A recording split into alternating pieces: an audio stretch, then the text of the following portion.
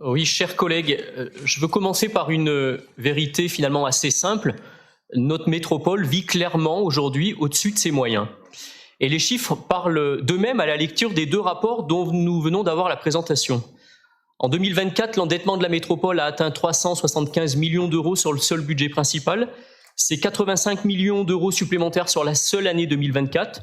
Nous nous dirigeons à ce rythme vers le demi-milliard d'euros de dette à fin 2025. Oui, vous entendez bien, demi-milliard d'euros de dette, tout budget confondu. Et ce n'est pas seulement le volume qui inquiète, c'est aussi la vitesse. Parce qu'en un an, vous avez emprunté 108 millions, vous n'en avez remboursé que 23. Je n'appelle pas ça préparer l'avenir, moi j'appelle ça creuser un trou. Alors la trajectoire financière, clairement, est de plus en plus préoccupante.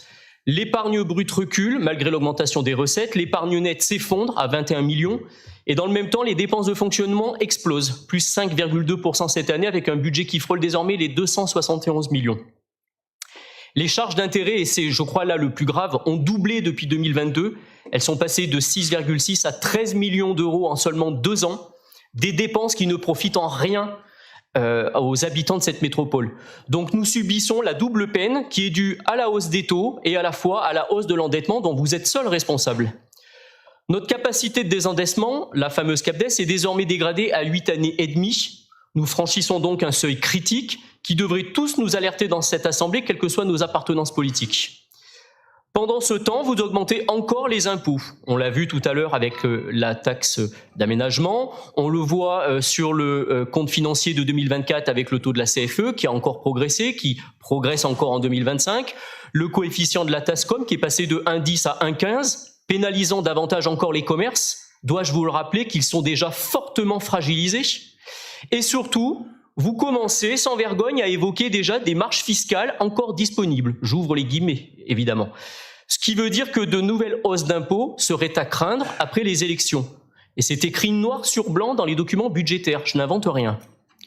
Nous pensons donc que d'autres choix sont possibles. D'abord, prioriser les dépenses et reporter certains projets non essentiels.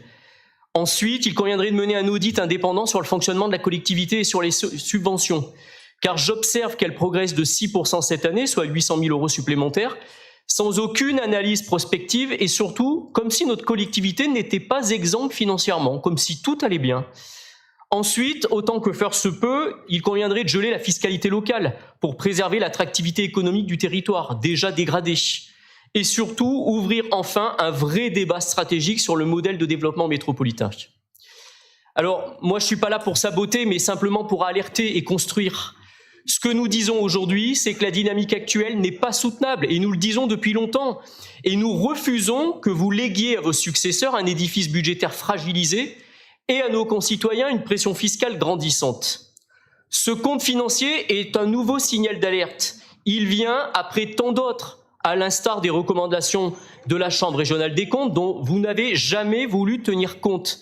Ces signaux d'alerte, il ne faut pas les ignorer, il faut y répondre avec lucidité, responsabilité et courage politique.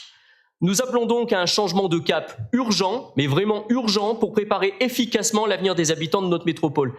Hélas, cet exercice 2025 sera dans le même veine que celui que nous venons d'analyser sur 2024, puisque l'exécution du budget voté au printemps va dégrader, on le sait, davantage encore la situation financière de notre métropole. Je vous remercie.